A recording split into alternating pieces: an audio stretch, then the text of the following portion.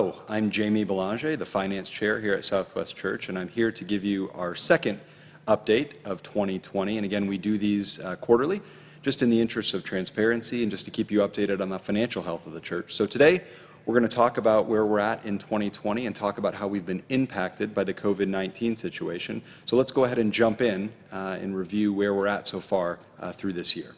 So through the first 33 weeks in 2020, our average weekly offering is around $16,900, which is an increase of about 7% versus the same period in 2019.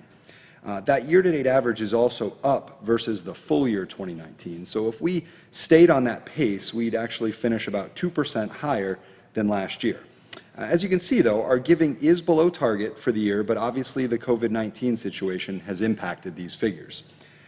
So if you look at our giving before we had to stop in-person services, our weekly average to that point was about $17,600 per week. In the 12 weeks where we couldn't hold in-person services, our average fell about 8% to roughly $16,100. I'm happy to report, though, that we've seen that offering increase since we've been able to hold limited in-person services. So in the last 11 weeks since we've been back in the building, our offering has increased to almost $17,200 per week, which is up about 7% compared to the 12 weeks where we couldn't meet in person. So we're not quite back up to where we were prior to the start of the COVID-19 situation, but as I showed in the first chart, our average giving is still up compared to last year, despite everything that has happened in 2020. As you can see, God has continued to bless Southwest Church during this difficult season. And so I wanted to provide you an update, though, on some of the decisions that the leadership team had to make earlier in the year that I shared during my last update. And so the first thing was regards to our connections minister. If you recall, during my last update, we talked about delaying that process, but hopefully, as most of you have seen, that we have recently hired Rocky, our new connections minister, who's actually starting this Sunday, August 23rd. So welcome to Rocky. The other thing that I talked about in my last update was the decision by the leadership team to postpone or delay making additional principal payments this year, given the uncertainty that we were facing. Well, I'm happy to report that we have picked those back up in August, and to date, that means we've given over $24,000 out of our 2020 offering towards additional mortgage principal payments. And the other thing that we actually did, we had a NextGen account. Even though the NextGen initiative ended a while ago, we still had an account with some funds left in it to cover a mortgage payment if necessary. And we actually made the decision that, given what's happened with our offering, that we could close that account, and we took that amount and gave it toward our principal balance as well. And so again, when you combine those two things together, we've actually made an additional $40,000 in principal payments this year, just because, again, our offering has been able to remain relatively stable through everything that has been going on. The other great news, and I talked about this in the last update, is that we have not had to reduce our missions giving. If you recall, our leadership team has made a commitment to give back 10% of what comes in the form of weekly offering toward our mission partners locally, nationally, and internationally, and we've been able to keep that giving at 10% given everything that has gone on in 2020.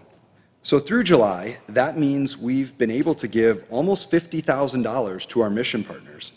Most recently, that went to support food to our partners in El Salvador and also towards our VBS programming.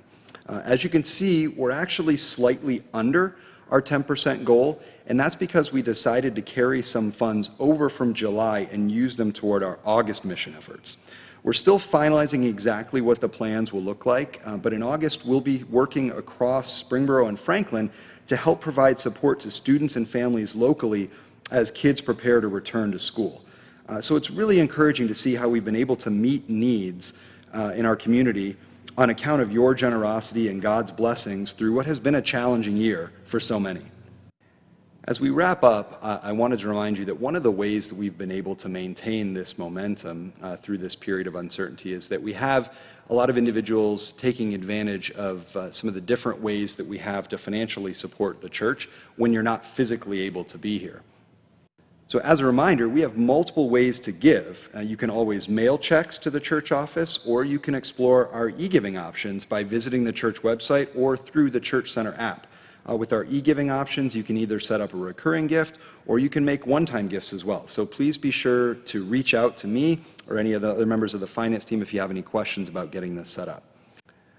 As always, I remain really encouraged by the ways that God is continuing to work through this church, and I hope you've been encouraged by this update as well, especially given everything that's gone on this year. It's just amazing to see your generosity and God's blessings just through all the difficult times that we've been navigating here in 2020. So if you have any updates about anything that I've covered or anything related to the financial health of the church, please do not hesitate to reach out to myself or Terry Parks or Kyle Brockmeyer, the other members of the finance team. We would be happy to answer any questions you have.